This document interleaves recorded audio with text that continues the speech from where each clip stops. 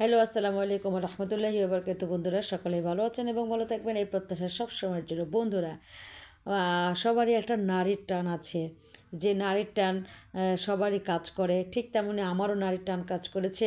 আমি এখন নওগাঁ শহরে, এই নওগাঁ শহরের যে ভিডিওটা ধারণ করেছি, সত্যি কথা বলতে কি অনেক দিন পর যখন দেশে আসি, যখন নিজের এলাকায় যাই, যখন নিজেদের বাসস্থানের যে গন্ধ, যে মায়া, যে টান সবটুকু যখন কাজ করে তখন অন্যরকম লাগে।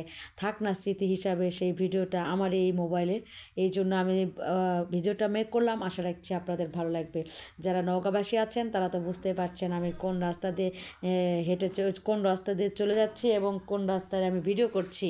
থ্যাংক ইউ সো মাচ বন্ধুরা। আসলে প্রত্যেকেরই, আপনাদেরও দেখেন গ্রাম এলাকায়, নিজেদের এলাকায় ঠিক এমনই এই টাইপেরই রাস্তাগুলো, রাস্তার ধারে গাছগুলো, রাস্তার উপরে ভ্যান, রিক্সা, সাইকেল, রাস্তার পাশে বাড়ি, বড় বড় বিল্ডিং, ঠিক তেমনই এরকমই সববারই সাজানো গোছানো বিষয়টা একদমই এরকমই। তো ঠিক তেমনই আমি এখানে যে ভিডিওটা মেক করছি সেটার জন্য আপনাদেরকে যেটা দেখাতে চাই সেটা হচ্ছে যে, সত্যি কথা বলতে কি দেখানো বড় বিষয় ছিল না, বড় বিষয় ছিল যে একটা নারীর টান থেকে যে উপলব্ধি হয়, সেই উপলব্ধিটুকুই শুধু আমি দেখাতে চাই।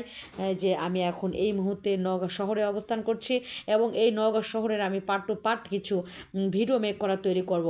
মেক সেই ভিডিওতে আপনারা পার্ট টু পার্ট দেখতে পাবেন নওগাঁর বিভিন্ন আনাচে কানাচের কিছু বিষয়াদি। তো আজকে আমি এই যে এখন একদম সান্তাহার থেকে আমি চলে যাচ্ছি নওগাঁ শহরের ভিতরের দিকে, একদম ভিতরের শহরে আমি ঢুকে আপনাদেরকে কিছুটা দেখানোর চেষ্টা করব। আসলে দেখাতে চাইলে অনেকটাই তো দেখাতে ইচ্ছে করে, তবে ভিডিও যখন বড় হয়ে যায় তখন কষ্ট লাগে। আপনারা সেই ভিডিওটাকে ভালো মনোমুগ্ধভাবে দেখার সময় বা সুযোগ পান না বলে আপনাদের এই দেখাটা হয় না, তখনই অনেক খারাপ লেগে যায়। তো আমি অটো রিক্সা যেটাকে বলে, সেই রিক্সা যোগে আমি চলে যাচ্ছি এই মুহূর্তে নওগাঁ শহরের ভিতরে ঢুকে পড়বো আমি।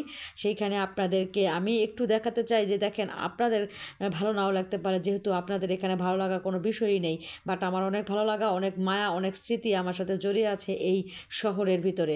তো সেই শহরকে আমি যখন ভিডিও আকারে মেক করছি, সেই কত না কথা মনে পড়ছে, আসলে অতটা গুছিয়ে বলতে পারছি না, তবুও আমি চেষ্টা ত্রুটি রাখছি না আপনাদের সাথে কথা বলার জন্য। এই যে এখানে আমাদের একটা প্রত্যাশা ক্লিনিক দেখতে পাচ্ছেন, আমার স্মৃতি জড়ানো সেই ক্লিনিক, সেইখানে আমি অনেক কাজ করেছি এবং সেই আসাদ ভাই আজকে আমার দুনিয়ার বুকে নেই। আসাদ ভাই এখন ওপারে চলে গিয়েছে।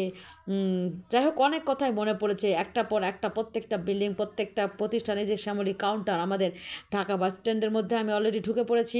এখন আমাদের এইটা হচ্ছে মেইন যে বাস স্ট্যান্ডে আপনারা সব ধরনের বাস পাবেন। ঢাকা যান, যেই জেলায় যাবেন না কেন সেই জেলার বাসই এখানে আমাদের আছে, সেটাকে আমরা ঢাকা বাস স্ট্যান্ড বলে আখ্যায়িত করেছে নওগাঁবাসীরা। তো সেইখানে আমরা এখন এই মুহূর্তে অবস্থান করব এবং আপনাদেরকে দেখানোর চেষ্টা করব।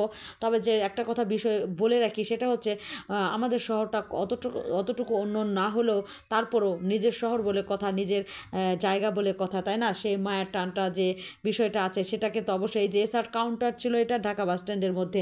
আমি এই মুহূর্তে আমাদের ঢাকা বাস স্ট্যান্ডটা আমি